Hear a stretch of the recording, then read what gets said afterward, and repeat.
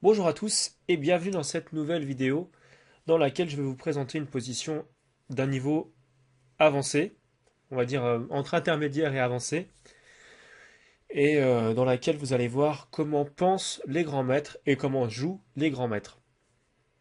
Donc les grands maîtres ne se contentent pas de jouer les coups d'attaque directs, ils calculent précisément des variantes et ont des idées qui sont des idées qu'ils ont façonnées avec le temps, avec leur expérience en tant que joueurs, et puis aussi avec les livres qu'ils ont lus et tout ce qu'ils ont pu apprendre de différentes manières, en général. Et donc tous ces éléments-là font qu'ils jouent de façon extrêmement précise, et c'est pour cette raison que parfois on les voit jouer les meilleurs coups de l'ordinateur, et qu'on ne comprend pas pourquoi ce coup est joué. Eh bien, dans cette position, par exemple, je pourrais vous demander d'essayer de trouver le coup du grand maître avec les pièces noires. Je pense que peu de joueurs y parviendraient, tout simplement parce que le grand maître voit beaucoup de choses, comprend beaucoup de choses sur la position, et que tout ce qu'il voit et tout ce qu'il comprend fait en sorte qu'il établit certains plans, qu'il fait certains calculs, et qu'il préfère opter pour tel ou tel coup en définitive. L'ordinateur voit lui aussi énormément de choses et c'est la raison pour laquelle souvent eh bien, le coup du grand maître est simplement le meilleur coup du logiciel également. Donc dans cette position, que peut-il se passer avec les noirs si on joue par exemple tour G4 échec? C'est la première menace qu'il faut voir. Tour G4 échec, cavalier prend G4, dame prend dame, donc les noirs sont tout contents, ils ont gagné une dame. Voilà le genre de coup que pourrait jouer un joueur de niveau 2000 environ. Le seul problème, c'est qu'après, que se passe-t-il? Il y a cavalier F6 échec, roi G8, et tour H7 échec et mat. La tour étant protégée par le cavalier protège également la case G8, je vous montre. Le cavalier protège ces deux cases-là. Donc la tour peut venir mater tout simplement ici. D'accord? Donc, le grand maître, avec les pièces noires, se dit, certes, je peux jouer tour G4, mais la dame sera imprenable et de toute façon, je me ferai mater en à peu près 10 coups, je pense, pour avoir analysé la variante jusqu'au bout. Donc ça ne peut pas tenir. Tour G4 ne va pas. Comment est-ce que je peux faire en sorte de trouver un coup qui me permette d'échapper au mat, de me permettre de jouer tour G4 dans de bonnes conditions, et, si possible, de menacer immédiatement une pièce adverse? Parce que si je trouve un coup pareil, je gagne la partie. Alors, bien évidemment, il faut pouvoir menacer une pièce adverse sans que celle-ci ne puisse se sauver tout en créant de nouvelles menaces ou en donnant échec, par exemple, puisque dans ce cas-là, on perd le temps d'avance qu'on a. Eh bien, dans cette position, le grand maître trouve le coup fou C5, qui est également le premier coup de l'ordinateur. Je vous laisse le soin de le vérifier sur vos logiciels. Fou G5. Fou C5, pardon, excusez-moi. Fou C5. Pourquoi fou C5? Pourquoi fou C5? Qu'est-ce que ça me donne comme coup? Qu'est-ce que ça me donne comme avantage? Eh bien, admettons que sur fou C5, je sais pas, peut-être que quels coups peuvent jouer les blancs? C'est vrai que de toute façon, maintenant, la tour n'a, on le voit, plus aucune case ici. Cette case-ci est contrôlée par la dame qui pourrait venir ici, de même que ces deux autres cases. Cette case-ci est contrôlée à la fois par le fou et par la tour, et ces trois cases-là, enfin, sont contrôlées par, par le roi. Donc de toute façon, la tour n'a plus la septième rangée, donc toutes les menaces avec cavalier F6 ne tiendront plus. C'est un premier élément à prendre en compte. Donc cette fois-ci, tour G4 va pouvoir être joué avec l'idée de capturer la dame.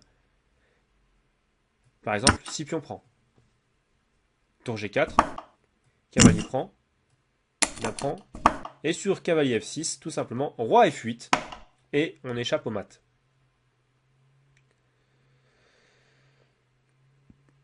Est-ce qu'on échappe également à l'échec perpétuel? Oui, pour la bonne raison que si on regarde tout simplement, le cavalier sera ici. Et donc, voilà, il ne pourra pas y avoir d'échec perpétuel parce que pour qu'il n'y ait pas d'échec, pour qu'il y ait échec perpétuel, il faudrait que le cavalier puisse venir ici, protégeant ainsi sa tour. On va voir pourquoi, tout simplement.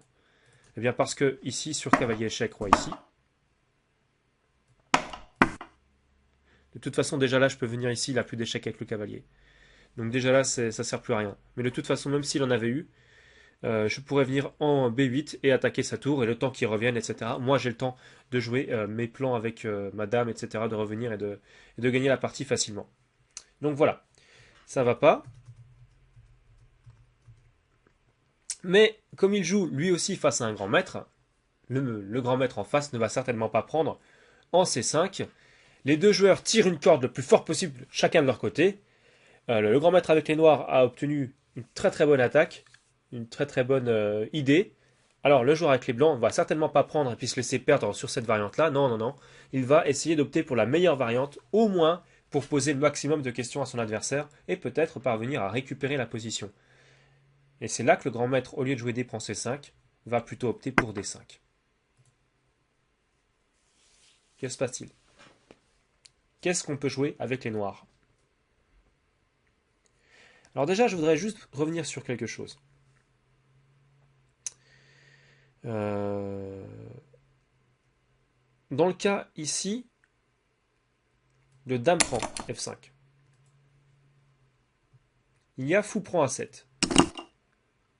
Sur D5, on peut se dire, ouh, attention, la dame ne protège plus la tour, alors que la dame blanche, elle l'attaque.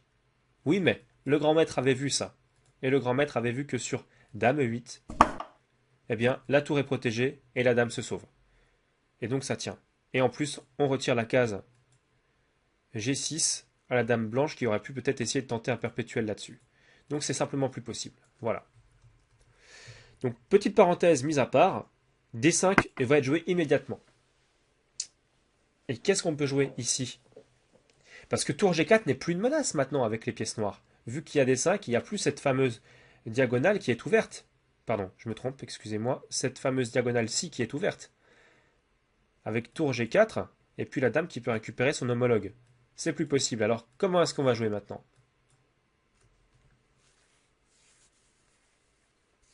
Ce pion-là est en prise. Ça, c'est ce qui vaut pour les noirs. D'un côté, on voit que le fou attaque cette tour. Ça, c'est pour les blancs. Donc, comment tirer le maximum de cette position? Comment on fait? Quelle peut être l'idée de gain ici? Déjà, avant toute chose, on va refaire le point. Et ça, c'est très important. Dans une partie, il faut refaire le point. Alors, qu'est-ce que ça veut dire refaire le point? On regarde le matériel qu'on a. Nous, avec les noirs, on a ce matériel-là. Avec les blancs. Ok, si on compte les points, 4 pions contre 5. Les noirs ont un pion de plus. Une pièce mineure, un fou contre un cavalier. Une tour chacun et une dame chacun. Voilà. Donc au niveau du matériel, c'est à peu près équilibré. Ce pion en D5, soit il est passé et il devient dangereux, soit il est vite capturé par le roi noir. Donc voilà, ça on ne peut pas encore trop savoir pour le moment. Mais il semblerait que vu qu'on a déjà des pièces actives autour, ça soit quand même la deuxième option qui prenne le pas et qu'on puisse venir assez rapidement le récupérer. Donc que se passerait-il par exemple sur un coup comme soit dame C8, soit dame F6 pour protéger le pion ici? Donc je retire déjà toutes les couleurs et on va passer donc à l'étape d'analyse. Alors l'étape d'analyse elle est simple, il faut protéger ici. C'est attaqué, on doit protéger. Donc il y a deux cases pour protéger, soit dame C8, protège la dame donc, parce qu'elle est attaquée par le pion D5 et protège le pion en même temps, ou soit tout simplement, donc il y a deux cases, hein, la case F6 ou la case C8. Alors comment on fait? Pardon. D5. C5, pardon, je ne sais pas ce qui s'est passé. D5. Voilà, on est là. Donc, dans cette position, moi j'opterais personnellement plus pour le coup dame C8. Pourquoi? Parce que pour moi, le coup dame C8 retire d'autres cases à cette fameuse tour. Elle n'a plus la possibilité de rester sur cette septième rangée, ce qui est très intéressant. On l'a fait sortir de cette septième rangée, et donc on pourra plus facilement monter le roi, on pourra plus facilement éviter d'avoir des attaques avec par exemple dame qui aurait pu apparaître avec par exemple des coups comme dame G3, c'est théorique. Hein. Et puis par exemple dame B8, puisqu'effectivement il y aurait eu des maths. Donc maintenant, dame C8 protège le pion en F5, et le fou continue d'attaquer la tour. On est d'accord là-dessus? D'accord. Donc maintenant, que font les noirs? Ils sont obligés de partir avec la tour, ou alors, est-ce qu'ils n'ont pas, parce que c'est une position quand même relativement désespérée pour eux, une petite astuce, un petit piège ici, avec dame H5. Et c'est très important, faites extrêmement attention à ce genre de coup. Personnellement, j'ai souffert énormément, comment dire, face à des joueurs plus forts, parce que les joueurs plus forts arrivent à avoir des, comment dire, des coups, pas de contre-attaque, mais pour forcer la nulle. Et c'est extrêmement compliqué. Donc effectivement, ici, fou prend A7, gagne quand même. Et sur dame G6 échec, roi F8, dame prend H6, roi E8 ou roi E7, c'était pareil. Mais après dame H8, on peut jouer par exemple le roi D7 et on pourra venir couvrir soit avec la tour, soit avec la dame, il n'y aura pas de problème. On pourra venir sauver tout ça. En tout cas, il n'y aura pas d'échec perpétuel. Et il n'y aura pas non plus la possibilité, parce que c'est vrai que sur roi E7, c'était ce qui me gênait un petit peu, la possibilité dame H7 et suivi de dame prend. Vous voyez, le fou. Bon. Donc méfions-nous quand même de dame H5. Effectivement, ici, c'est pas suffisant, on le voit. Et le grand maître l'a vu en jouant fou C5. Donc dame C8, pour moi, c'est le meilleur coup parce que la tour est obligée de partir. Dame H5 ne va pas. Tour A5. Pourquoi tour A5? Exactement pour la même raison que dans la vidéo précédente que j'ai faite. À savoir qu'on fait partir la tour qui est attaquée et on crée une petite menace. Bon, là, en l'occurrence, le fou est protégé par la tour, par la dame, pardon. Mais c'est quand même une menace puisque si la dame part, par exemple avec cavalier prend F5, il peut y avoir des idées de départ de la dame. Eh bien, ce fou-là se trouverait non protégé, donc il pourrait y avoir des attaques doubles. C'est tout l'intérêt. Ici. Comment est-ce qu'on continue? Il y a plusieurs idées. Il y a fou B6.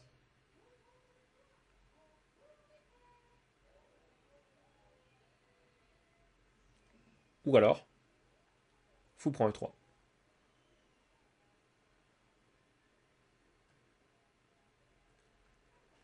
Sur fou B6, ce sont les noirs cette fois-ci qui attaquent la tour. Donc ils gagnent un temps. Mais sur tour B5, c'est finalement les blancs qui gagnent le dernier temps. Puisque cette fois-ci, les noirs doivent protéger ce fou. Mais, comme je vous l'ai dit, c'est toujours cette corde qui se tire d'un côté et de l'autre. Et donc, dans cette position, eh bien, on peut faire fou prend E3. Et cette fois-ci, c'est définitivement les noirs qui gagnent le temps. F prend E3. Et maintenant, comment est-ce qu'on continue? Eh bien, on va simplement jouer de façon à gagner ce pion. Ce pion doit tomber. Et si ce pion tombe, la position blanche tombera. Comment est-ce qu'on peut faire cela? Dame D7, peut-être. Attaquant à la fois ici, pardon, à la fois ici et ici. Attention toujours, toujours à la possibilité dame H5, qui est très dangereuse. Puisque sur dame prend, c'est nul. C'est nul, vous rêvez pas, c'est nul. Roi H8 ou roi F8, peu importe. Puis avec suivi de dame prend tour, la tour est perdue. Et donc on retombe dans une position égale, avec même un danger quand même si la position est égale, c'est que le pion là risquerait de passer et d'aller à promotion soutenu par sa dame. Bon, c'est compliqué, mais c'est une possibilité contrable, mais en tout cas, c'est sûr que, enfin contrable, qu'on peut contrer, je ne sais pas si ça se dit contrable, qu'on peut contrer, mais quoi qu'il en soit, voilà, ça va pas. Donc on va pas jouer comme ça. Attention toujours à dame H5. Dame H5 est joué, qu'est-ce qu'on joue? Tour G4 échec. C'est déjà intéressant. Roi F2. Et maintenant, est-ce qu'on peut jouer dame prend B5? Est-ce qu'il y a un autre coup? Dame prend B5. Dame G6. Roi F8. Et maintenant, Dame F6 échec. Ah ah! C'est là qu'il y a un problème. Soit on revient sur G8 et il y a une répétition des coups. Soit on vient sur F8. Voilà, soit on vient sur F8. Et qu'est-ce qui se passe? Dame prend F5. Roi 8 peut-être. Dame prend tour. Dame prend D5 et maintenant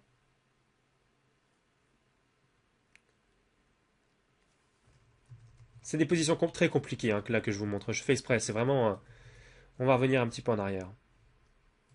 Tour G4 échec. Dame prend. Si on joue Roi F8, qu'est-ce qui se passe? Tout de suite, parce que là je pense que ça vous a un petit peu induit en erreur d'avoir vu plusieurs répétitions de coups. Dame prend F5, oui. Roi E8, très important. Dame prend G4, forcément, elle récupère le matériel. Ça change rien de jouer des coups intermédiaires. Ça change pas grand-chose. Dame prend D5. Alors là, qu'est-ce qui se passe? On refait une évaluation de la position, toujours. On a un pion de plus. Mais, on a autre chose. On a ces deux pions qui sont passés et liés. Alors que ce pion-là semble plus être une faiblesse qui va être très compliquée à pousser pour les blancs.